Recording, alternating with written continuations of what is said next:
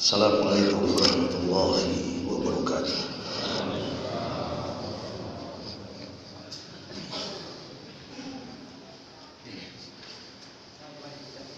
Allahu Akbar.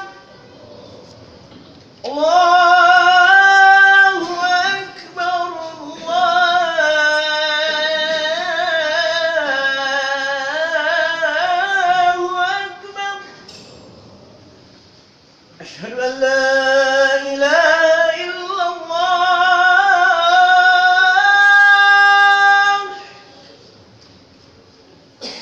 أشهد أن لا إله إلا الله.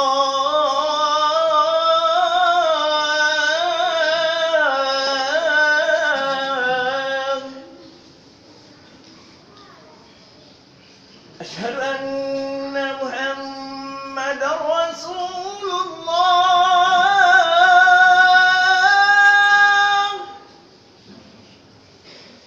أشهد أن محمد رسول الله.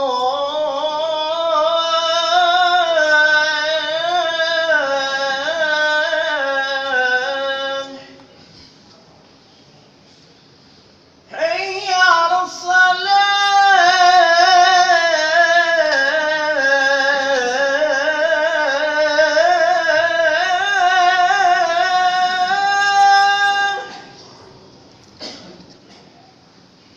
حي على الصلاة.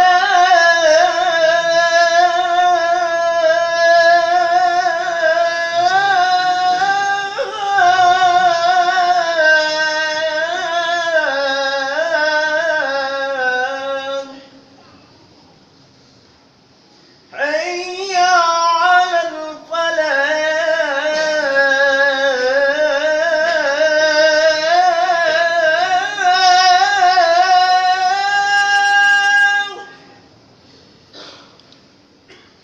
حي على الفلاح.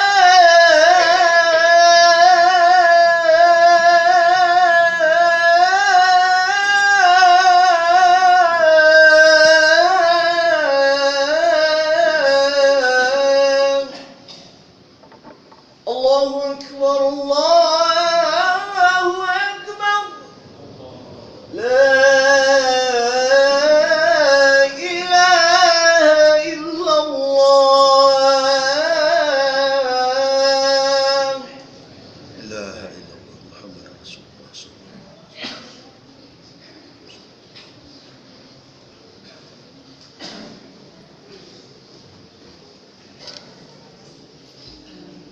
Alhamdulillah. Alhamdulillahillazi arsyadal uqula illa tauhid wa hadaha wa awdaha lillata wahdaniyati wa jallaha wa abtala bi barakhinil haq subhal batil.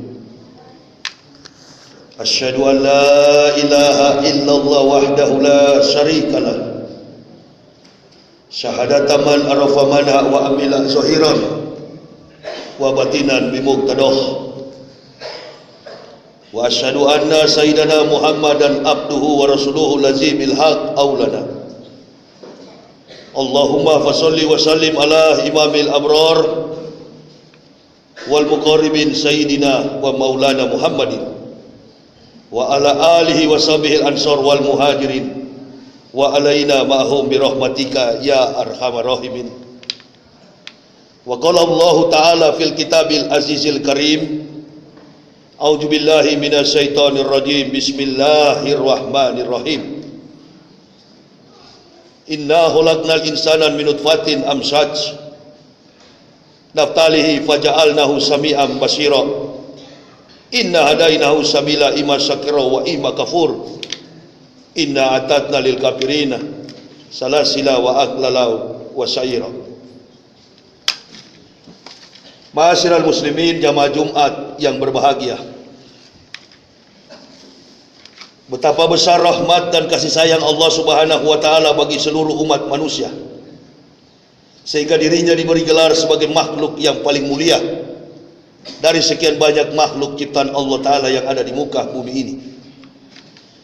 Adapun keistimewaan yang melekat pada manusia Terlihat jelas dari rupanya yang indah, tabiat yang seimbang, perawakan yang sedang, kemampuannya membedakan dengan akalnya, memahamkan dengan bahasa lidah, isyarat dan tulisan kepada petunjuk jalan kehidupan dunia wal akhirat. Kemampuan menguasai isi bumi, seni memantapkan dalam komunikasi sosial budaya, bahkan sistem pertahanan keamanan, hingga kemampuan menguasai isi bumi. Kepandaian berindustri, bahkan mampu menghubungkan antara sebab dan akibat dari segala bentuk peristiwa, baik yang datang dari langit maupun dari bumi, sehingga mendatangkan manfaat bagi sesamanya, dan lain-lain yang tak mungkin kita sebutkan seluruhnya satu persatu. Di antaranya seperti yang dikemukakan oleh Ibnu Abbas radhiyallahu anhu, bahwa tiap-tiap hewan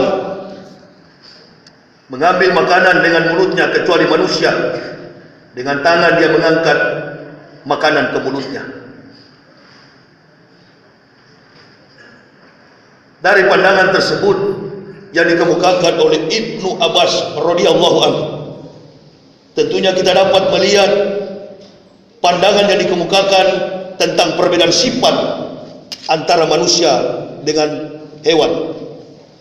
Bila pandangan filosofis ini terjemahkan secara luas, maka sudah semestinya sifat-sifat kemanusiaan harus lebih menonjol, diaplikasikan sekaligus direalisasikan dalam konteks kehidupan kebersamaan, dalam membuktikan jati diri sebagai insan yang benar-benar mulia di hadapan Allah, tanpa pernah bersentuhan dengan perilaku hewan yang membawa kepada kerakusan, keserakahan, kekafiran, dan tidak tahu bersyukur atas semua nikmat-nikmat Allah Ta'ala.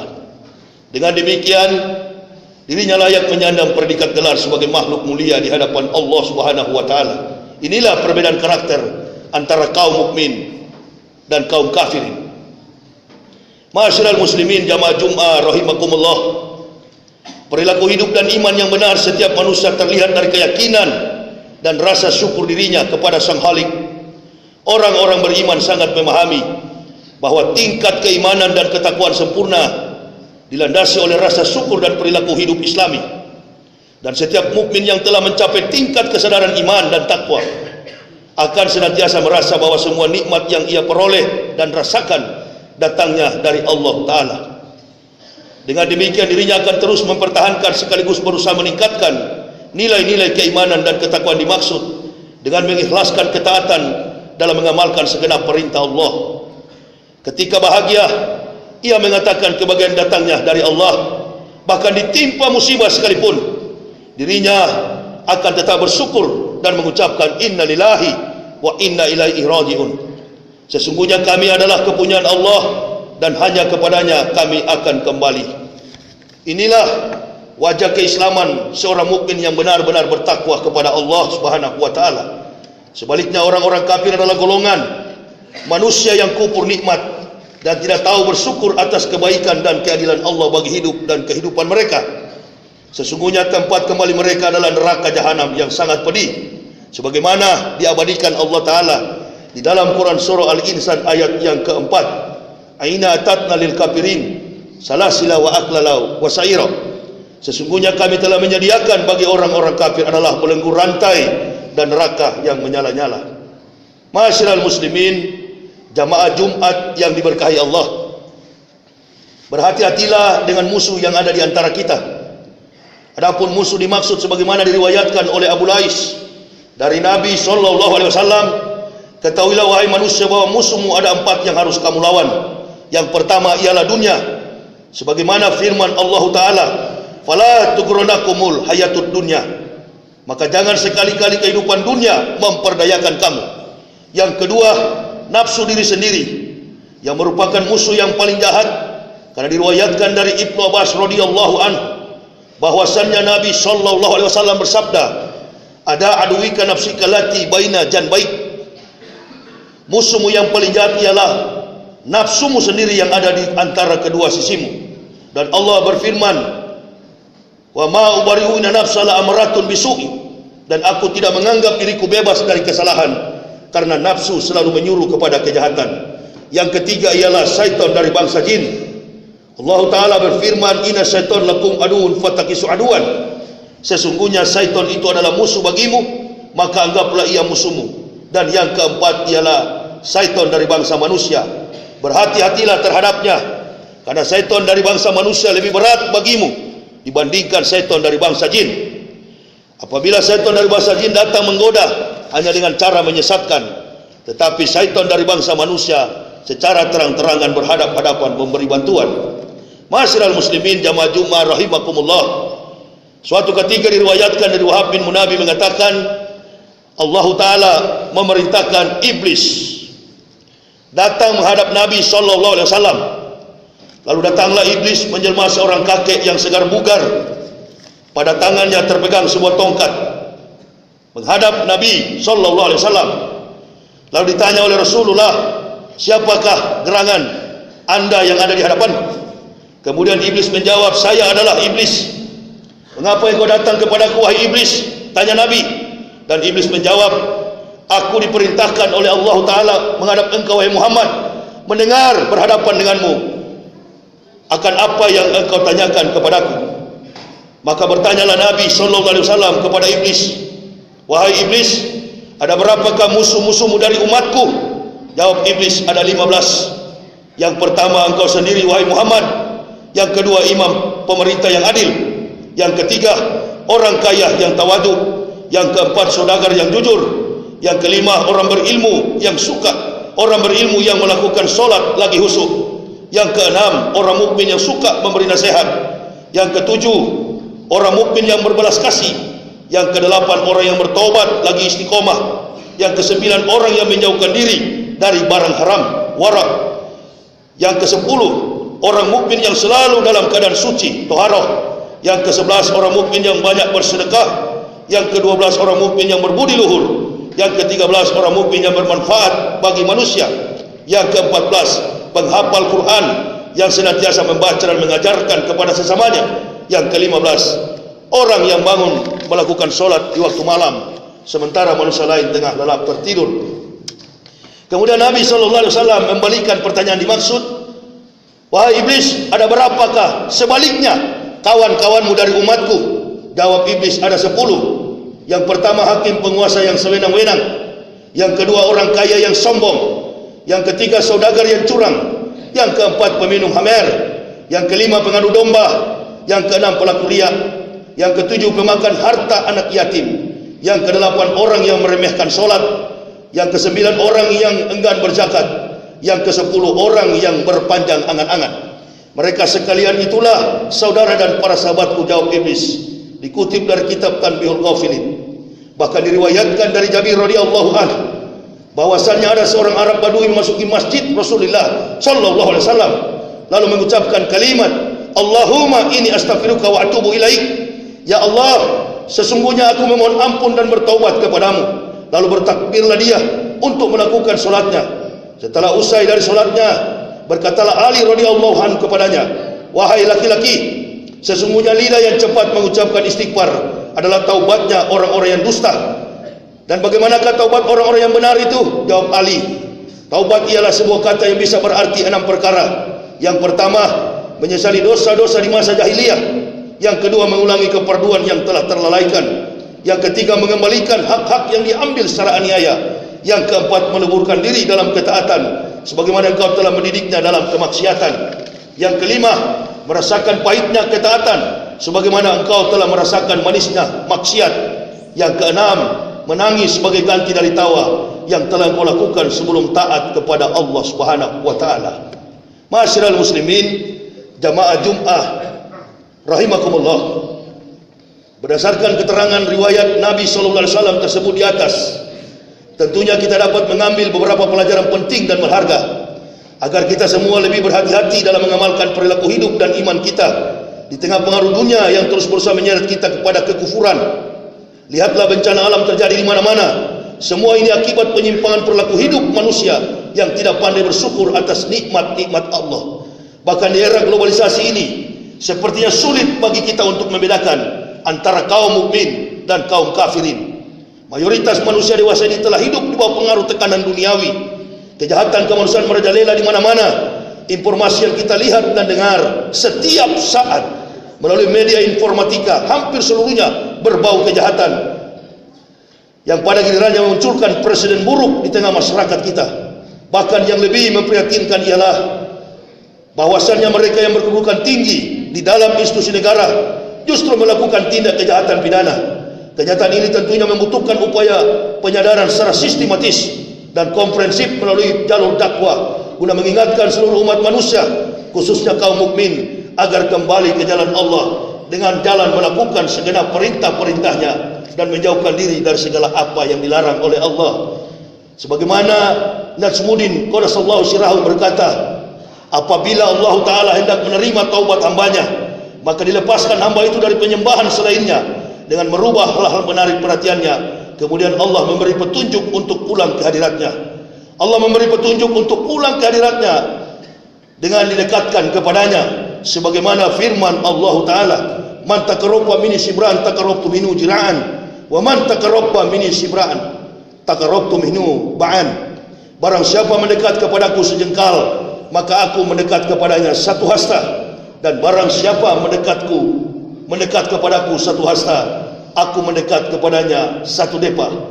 Maksudnya barang siapa mendekat kepada Allah dengan bertobat dan melakukan ketaatan, maka Allah akan mendekat kepadanya dengan memberi rahmat, taufik, hidayah dan inayahnya. Kebetulan Hatib adalah orang yang belum lama mengenal Islam. Beberapa tahun yang silam bersama keluarga Hatib mengucapkan dua kalimat syahadat, aina dina aina indallahil Islam. Nabi SAW, al-Islamu ya'lu wala yu'la alaihi. Agama Islam itu adalah agama yang tinggi, adalah merupakan sebuah ketetapan dalam proses historik sejarah yang sangat kuat, bahwa implementasi kesucian Islam tidak pernah tersentuh oleh kecemaran perilaku negatif yang dilakukan kelompok maupun individu muslim. Islam adalah merupakan pertalian sejarah agama para nabi, sebagaimana yang dibawa oleh bapa daripada tauhid. Qul innani hadani rabbi ila siratim mustaqim dinan qiyama millata Ibrahim hanif wa makana minal musyrikin. Qul inna sholati wa nusuki wa mahyaya wa mamati lillahi rabbil alamin. Katakanlah wahai Muhammad, bahwa Tuhanmu mengajarkan engkau kepada agama yang lurus, agama yang benar, yakni agama Ibrahim, dan Ibrahim bukanlah termasuk golongan orang-orang yang musyrik. Katakanlah bahwa ibadahku, solat, hidup dan matiku adalah untuk Allah Tuhan semesta alam. Tidak ada yang dapat kita pertanggungjawabkan di bawah kolong langit ini ketika dipanggil oleh Allah. Sebagaimana Nabi SAW, la tasalu qadama abdin yaumal qiyamati min baini yadayillahi ta'ala hatta yus'alu an arba'ati asa. Tidak beranjak kaki seorang hamba dari pelataran kiamat kecuali dia ditanya empat perkara. An umri fima afna, umur dengan apa dihabiskan.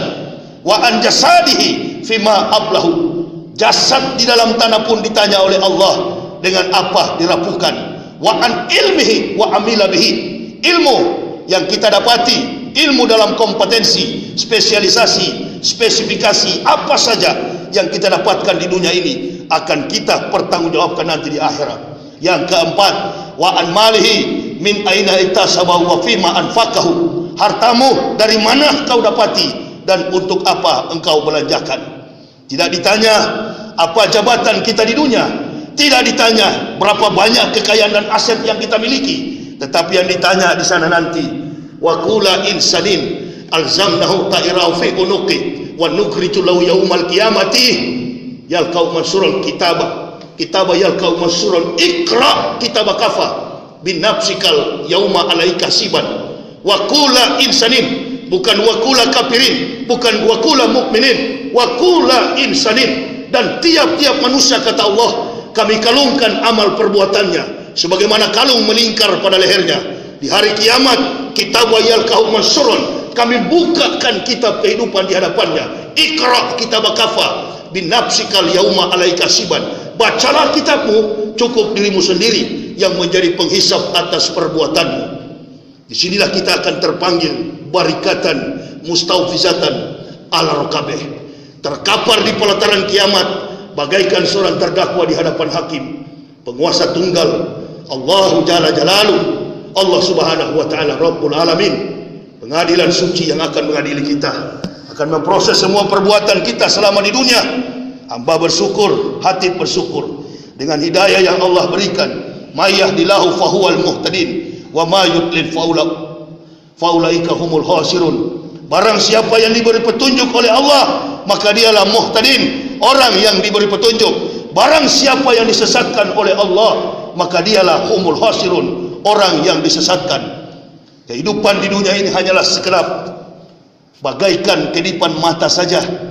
Kita berada dalam masjid di rumah Allah ini pada Jumat ini tidak menjamin kehidupan umur kita ketika keluar dari masjid, tidak menjamin masa depan kita ketika keluar dari masjid. Semuanya telah ditetapkan oleh Allah. Wa kula insanin, setiap manusia, tidak memilih golongan, agama sekalipun, suku, bangsa apapun, semua kita akan menghadap pengadilan Allah. Nafkatul fazah, nafkatul sa'ak, nafkatul ba'aj.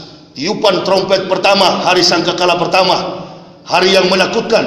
Nafkatul sa'ak, hari yang mematikan. Dan nafkatul ba'aj adalah hari kebangkitan kubur. Diperhadapkan kita semua di hadapan Allah demi mempertanggungjawabkan semua amal perbuatan kita. Mudah-mudahan senantiasa iman yang kita dapati, iman Islam ini dapat kita pertahankan sampai akhir hayat kehidupan kita. Istiqomah di jalan Allah, taat dan tawakal, tawadu, rendah hati adalah merupakan sebuah konsepsi keikhlasan yang perlu kita bangun menuju kepada kesempurnaan takwa. Barakallahu bil ayati wa dzikri hakim. Allahumma habib ilainal iman wa zalyu fi qulubina wa kari ilainal kufra wal fusuq wal isyana waj'alna minar rasyidin. Allahumma tawaffana muslimina wal hikna bisolihin ghaira huzaya wala maftunin. Allahumma ij'alna muflihin. Allahumma aftah aqfala qulubina bijikrika wa admim alaina ni'mat wa asbiq alaina min fadlik waj'alna min ibadika solihin. Rabbana taqabbal minna innaka antas samiul alim wa tub alaina innaka antat tawwabur rahim.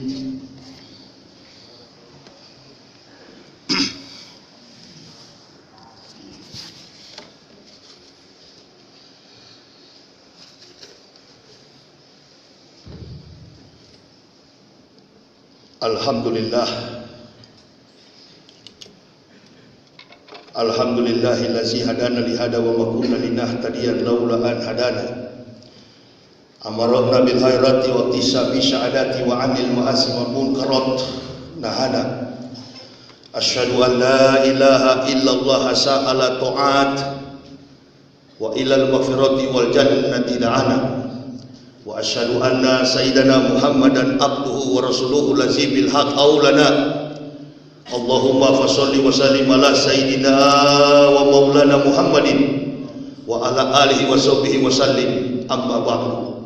Fa ya ibadallah ittaqullah haqqa tuqatih wa la tamutunna illa wa antum muslimun. Fa qala Allah ta'ala fil kitabil azizil karim, a'udzu billahi minasy syaithanir rajim, bismillahirrahmanirrahim. Qad aflahal mu'minun allazina hum fi shalatihim khashi'un wallazina hum 'anil lagwi muriddunya wallazina hum fi zakatihim fa'ilun wallazina hum li furujihim hafizun. Innallaha wa malaikatahu yusholluna 'alan nabi ya ayyuhallazina amanu shallu 'alaihi wa sallimu taslima. Allahumma sholli wa sallim ala sayyidina Muhammad wa ala alihi wa sahbihi wa sallim. Amin amin Allah ya rabbal alamin. Allahumma fir lil mu'minin wal mu'minat wal muslimin wal muslimat al ahyi minhum wal amwat innaka sami'un qaribun mujibud da'wat. Rabbana ma khalaqta sabatilan subhanaka faqina azabannar. Rabbana man tudkhilan faqad aghzaytu wa man zalimin min anshirin. Rabbana innana sami'na munadiyan yunadi lil imani an aminu bi rabbikum fa amana. Rabbana faghfir lana dzunubana wa kaffir anna sayyi'atina wa tawaffana ma'al abrar. Rabbana wa'atina ma wa'adtana ala rasulika la tuzigh yaumal qiyamati. Rabbana la tuzigh qulubana ba'da idh hadaitana wa hab lana min ladunka rahmatan innaka antal wahhab. Rabbana atina fid dunya hasanah wa fil akhirati hasanah wa qina azabannar. Ibadallah, innallaha ya'muru bil adli wal ihsan wa itayyil qurba wa yanha 'anil fahsya'i wal munkari wa baghi ya'idhukum la'allakum tadhakkarun. Fazkurullah yadhkurkum washkuru ala ni'amihi wala zikrallahi akbar aqimus shalah